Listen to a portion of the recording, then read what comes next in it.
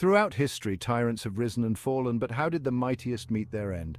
What were the circumstances, the pressures, the fatal flaws that led to their downfall? In this series, we'll delve into the historical contexts, personal flaws, and critical events that conspired to bring down 7 of history's most ruthless tyrants. From the battlefields of Europe to the streets of Baghdad, we'll examine the intricate tapestry of events that led to their dramatic and often violent ends. Adolf Hitler, the architect of unimaginable horror, saw his dreams of a 1,000-year Reich crumble into dust. His strategic blunders during World War II, from the invasion of Russia to the declaration of war on the United States, ultimately backfired, setting the stage for his downfall. As Allied forces closed in on Berlin, Hitler's grip on reality seemed to slip further, culminating in his suicide in the Führerbunker in 1945. Joseph Stalin, the man of steel, ruled the Soviet Union with an iron fist for decades. His paranoia and ruthlessness created a climate of fear that permeated every level of Soviet society.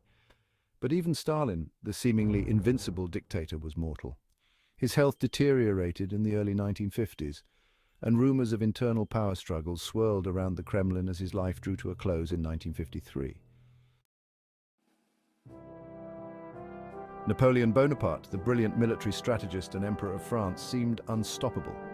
He conquered vast swathes of Europe, redrawing the map of the continent. But Napoleon's ambition proved to be his undoing. His disastrous invasion of Russia in 1812, a campaign marked by hubris and miscalculation, shattered his aura of invincibility and led to his first exile in 1814. Mao Zedong, the founder of the People's Republic of China, led his nation through a tumultuous period of revolution and upheaval. His vision for a communist utopia, however, became increasingly distorted by paranoia and a lust for absolute control. The Cultural Revolution, launched in 1966, unleashed a wave of violence and chaos across China, turning citizens against one another and ultimately undermining Mao's own authority. Saddam Hussein, the dictator of Iraq, ruled through fear and intimidation, brutally suppressing any hint of opposition. His invasion of Kuwait in 1990 triggered international condemnation and military intervention.